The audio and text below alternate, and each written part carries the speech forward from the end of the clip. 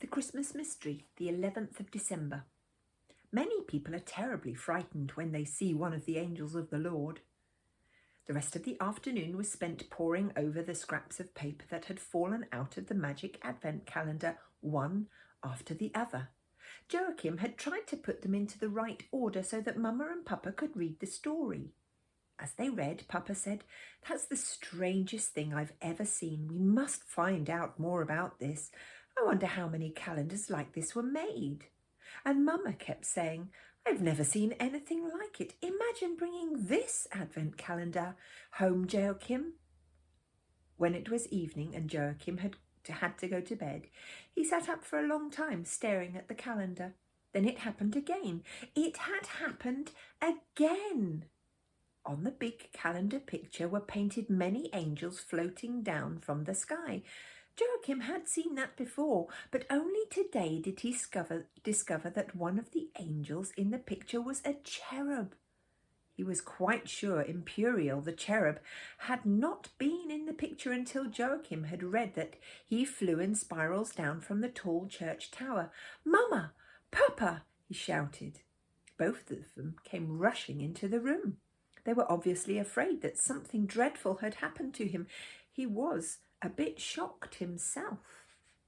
"I can see the angel Imperial," was all he had said. Mama and Papa turned to go back. Perhaps they thought he had been visited by an angel, but Joachim asked them to look at the picture carefully. "Can you see anything you haven't seen before?" he asked. They leaned over the picture. Papa said he might not have noticed everything when the bookseller gave them the calendar.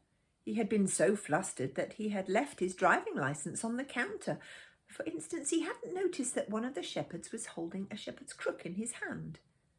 "I don't think I noticed that little angel either," remarked Mama. "Of course not," said Joachim, "because he hasn't been there till now, and that's because it's magic. It's a magic advent calendar." "Now then, we mustn't exaggerate," objected Papa. He always liked to seem sensible. The last thing Joachim thought before he fell asleep was that one of the angels in heaven was called Joachiel, almost the same as himself. The next morning, Joachim opened the 11th door in the advent calendar. He had to coax the piece of paper out before he discovered the picture of a horse and a rider. He made himself comfortable under the duvet and read what was on the sheet of paper. Today he had no need to be afraid that Mama or Papa would catch him red-handed, because the secret pieces of paper in the calendar were not secret anymore. Balthazar. 5 sheep, 2 shepherds, 2 angels, 1 king of Orient, and a little girl from Norway were speeding up from the valley of the Rhine, 1,199 years after Jesus was born. They could just glimpse a church tower on the other side of the river. Ethereal told them it was Mainz Cathedral. "We have to cross the river," said Joshua. "It's a pity, because we shall have to frighten another poor ferryman and explain that we're pilgrims on our way to the Holy Land." "We shall have to try to do it gently," said Ethereal. "I can see a boat down there," exclaimed Imperial. He flew high in the air, beating his short wings in the direction of the boat, with the rest of the procession after him, and started talking to a man who was sitting on the riverbank. "Can you row us across? We're going all the way to Bethlehem, and we don't have much time if we're to get there before Jesus is born. We're on a godly errand, you see, so we're not just anybody." Ethereal hurried after him. When he caught up with Imperial, he nodded apologetically at the ferryman and said to Imperial, "How many times do I have to remind you that you first of all must say, 'Fear not'?" But the ferryman, who was unusually and splendidly dressed in a long red cloak, was not scared by the cherub. He turned to Ethereal and said, "My name is Balthazar, second wise men, and king of Sheba. I'm going the same way as you." "Then you're one of us," said Ethereal. All the same, he had to give Imperial a little scolding. This time things fortunately turned out well, but you must always start by saying fear not. Don't you realise that many people are terribly frightened when they see one of the angels of the Lord, at any rate when we beat our wings? Sorry, said Imperial. All right, replied Ethereal. But isn't it odd that they should be so frightened just because they've seen an angel? Argued Imperial. I've never so much as harmed a cat. In fact, I couldn't count all the times I've helped a poor cat down from a tall tree. Of course, the cats ought to learn once and for all not to climb too high up in the trees. But when we do come and help them, they're not in the slightest bit frightened. It's always humans who are so terribly nervous. The two wise men had embraced each other.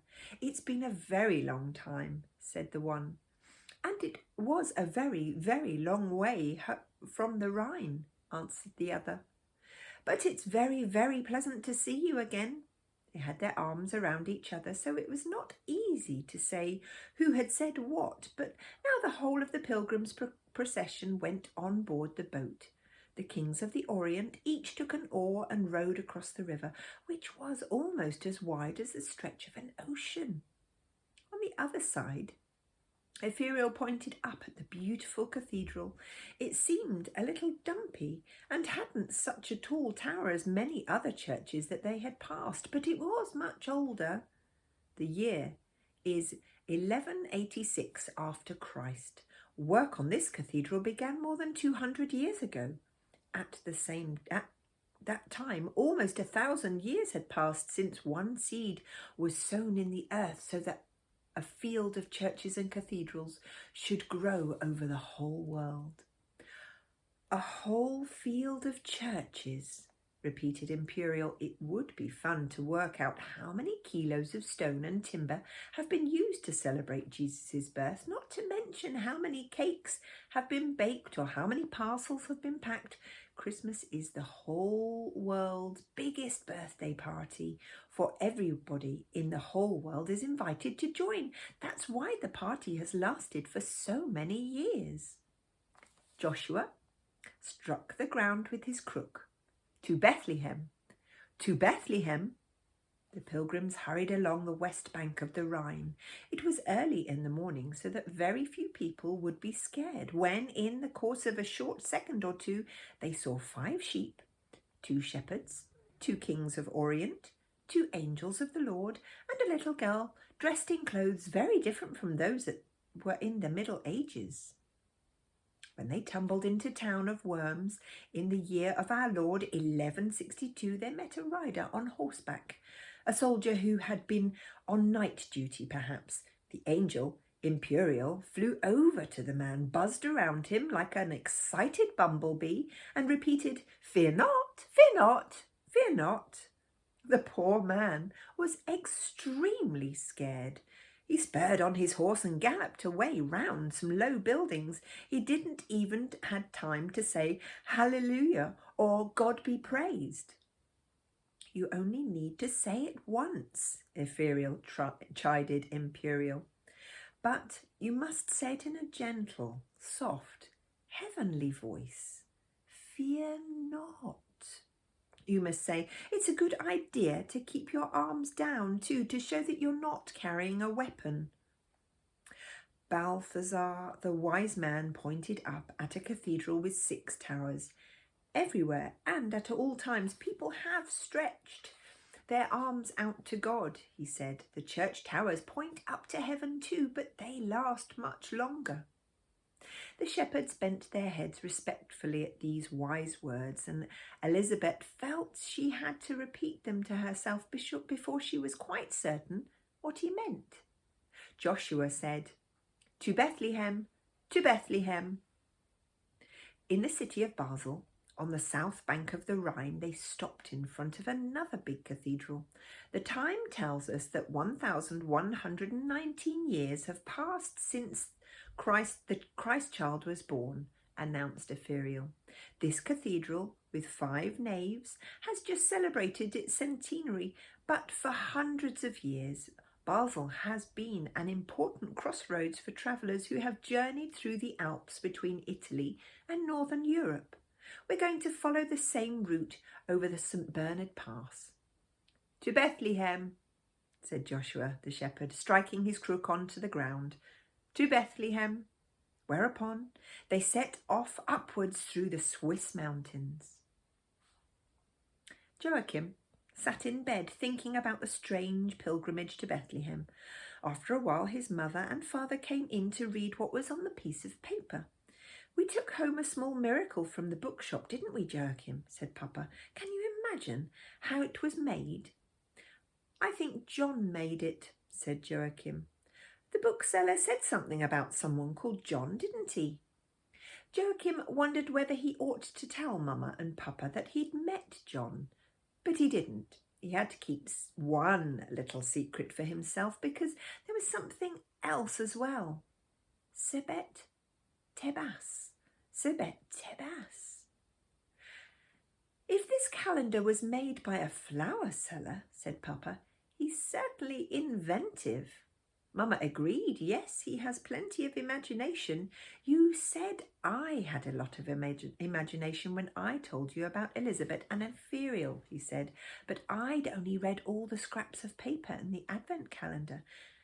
And now we're saying that the person who made the Advent calendar has a lot of imagination, said Mama. In a way, it's the same. Joachim shook his head. He may not have so much imagination if the whole story is true. Papa laughed. You surely don't think you can run all the way to Bethlehem and far back in time as well? Nothing is impossible to God, said Joachim. Nobody protested. Papa thought they ought to get hold of a large atlas so that they could follow Elizabeth's journey on the map. He had a historical atlas too, a book of maps that showed what all the countries and all the places were called in the olden days. The same country and the same town have often had many different names, he explained. Suddenly Mama gave a little gasp. Do you remember that old story from way back? She said to Papa. There really was a little girl who disappeared from this little town while she and her mother were out doing their Christmas shopping. I think she was called Elizabeth. Papa nodded. It was some time after the war. Was she called Elizabeth? I think so, said Mama, but I'm not sure. Suddenly it was as if Mama and Papa had forgotten Joachim. They were so busy talking to each other. So maybe he's remembered that old story and made up the rest himself, suggested Papa. If it is this flower seller's who's made it up. Can you find out whether she's called Elizabeth? Said Joachim. Yes, I should think so, replied Papa.